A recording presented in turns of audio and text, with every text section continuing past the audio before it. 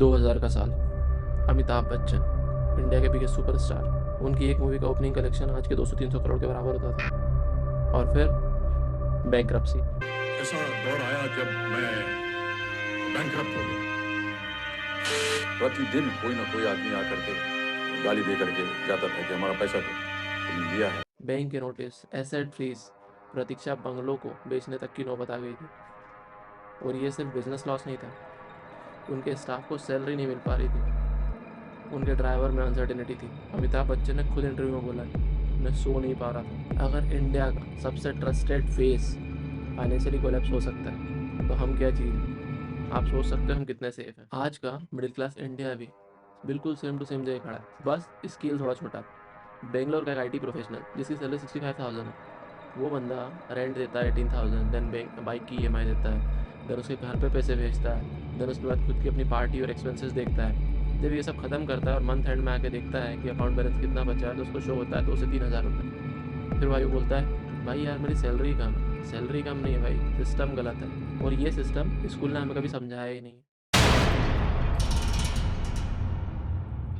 School ने हमें क्या बताया? Compound interest formula, loan definition, profit loss just exam के लिए। स्कूल को हमको क्या बताना था? EMI सिर्फ EMI फ्यूचर की फ्रीडम का मॉर्गेज होता है। पता है तुम्हें लाइफ स्टाइल इन्फ्लेशन क्या होता है? इमरजेंसी फंड क्यों सर्वाइवल है? पैसा इमोशनल डिसीजन को कैसे कंट्रोल करता है? आज इसलिए लोग CA के पास जाते हैं, और तब जाते हैं जब वो ट्रैप में फंस चुके होते हैं। पैसा अच्छा है बुरा नहीं होता है, पैसा एम्पलीफायर होता है। अमिताभ बच्चन के पास पैसा था बट सिस्टम नहीं था। ठीक है, सिस्टम नहीं था, इसका क्या मतलब है? अमिताभ बच्चन का प्लान क्या था? मूवी करना है, मर्चेंडाइजिंग लेना है, एड्स करना है, इवेंट्स करना है, सब कुछ एक साथ, और risk management zero. Same to same चीज़ आज का यूथ कर रहा है। जॉब कर रहा है, साइड हसल कर रहा है, ट्रेडिंग कर रहा है, क्रिप्टो में इन्वेस्ट कर रहा है, ठीक है, EMI दे रहा है, लाइफ स्टाइल मैनेज कर रहा है, but foundation completely zero. Red race का मतलब ऑफिस जाना नहीं है।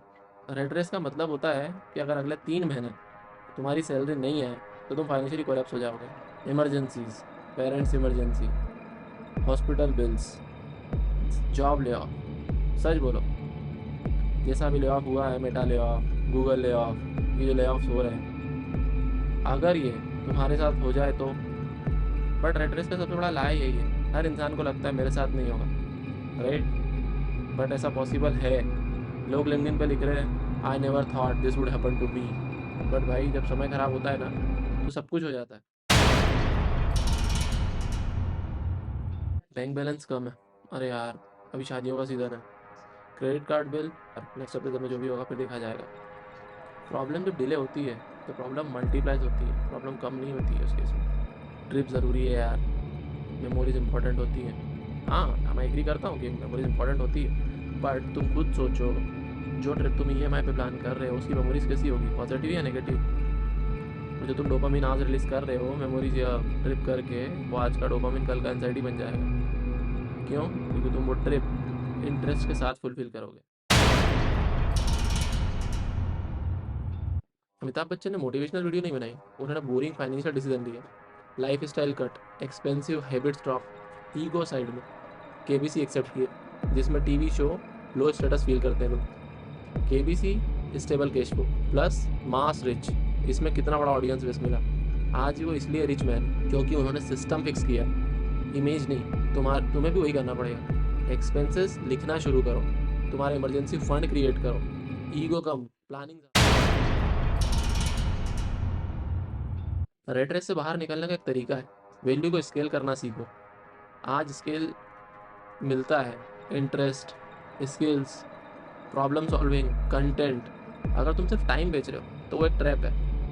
और तुम अगर खुद की वैल्यू करवा रहे हो या तुम अगर वैल्यू बेच रहे हो खुद की, वही एक चीज़ है तुमको बड़ा बना सकती है। तुम्हें स्टार्टअप नहीं बनाना है, बट तुम यूज़फुल बनना सीखो, खुद को यूज़फुल बनाओ। अमिताभ बच्चन गिरे क्योंकि उन्होंने पैसा समझा नहीं, ठीक है। फिर जब उन्होंने पैसा समझा तो उन्होंने बाउंस बैक कर लिया। तुम लोग गिरने का वेट कर रहे हो क्या? ये सीखने का डिसीजन आज लोगे तो कल कुछ बड़ा होगा।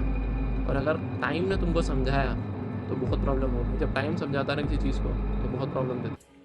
कौन सी कंपनी ने बोला ये कि मंडे टू सैटरडे मरते रहो और सिर्फ लाइफ जो है संडे को जियो? कहाँ लिखा है? कितने साल का है तू अभी? 30 का ना? 10 साल बाद 40 का हो जाएगा, उसके बाद 50 का, और फिर देखते देखते ना ईएमआई और बिल्स भरते भरते एक दिन तू मर जाएगा, किसी को घंटा फर्क नहीं पड़ेगा। जिस दिन मर रहा होगा तू बैठ के सोचेगा क्या किया यार मैंने, कीबोर्ड के साथ हिलाया और कुछ नहीं। ये कंपनी वालों ने तेरी यहाँ पे एक फोटो लगा दी, star performer of the month, employee of the month. तू बहुत खुश हो गया ना तू अंदर से। यहाँ पे जिसका फोटो लगता है ना, उसका सबसे बड़ा कटा है। रेट रेस का नाम जॉब नहीं होता है, रेट रेस इग्नोरेंस का नाम होता है, ठीक है।